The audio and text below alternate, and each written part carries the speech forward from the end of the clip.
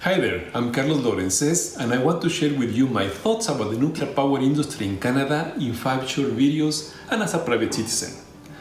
Let's start with the history, since the development of the nuclear power industry in Canada is a fascinating story.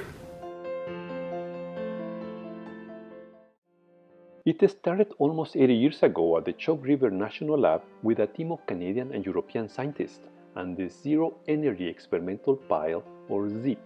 The ZEEP reached criticality in 1945 and produced an estimated power of about 1 watt. It was the second time criticality had been reached in the world and only 3 years after the Chicago Pile in the Manhattan Project. The ZEEP was quickly replaced by the Nuclear Research Experimental Reactor, or NRX, which reached criticality in 1947 and could produce up to 42 megawatts of power. The NRX reactor was then followed by the Nuclear Reactor Universal, or NRU, in 1957 with a total output of 200 megawatts.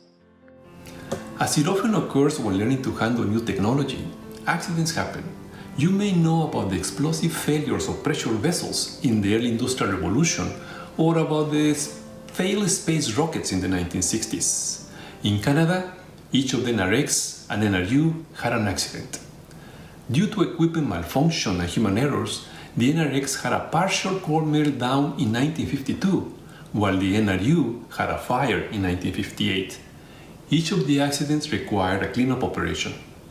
The causes of the accident were investigated and understood, and the lessons learned applied to a new nuclear reactor design, the Nuclear Power Demonstration, or NPD reactor.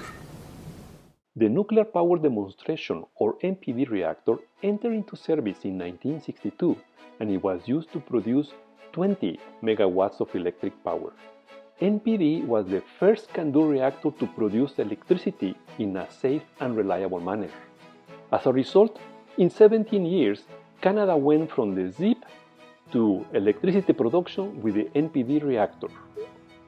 The successful operation of NPD led to the construction of the Douglas Point CANDU reactor, which in 1968 began producing a massive amount of electric power, 220 megawatts. After Douglas Point, the era of the high-power multi-unit stations began in Canada. The 4 units at the Pickering A nuclear generating station began commercial operation between 1971 and 1973, each with an output of 540 electric megawatts.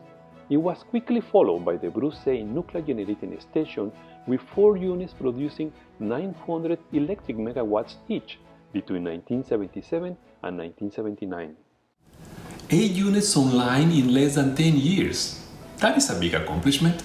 But that impressive pace of development was surpassed in the 1980s when another 10 units entered commercial operation. Point-le-Pro nuclear generating station and Gentil-2 began commercial operation in 1983, each of them producing 680 electric megawatts.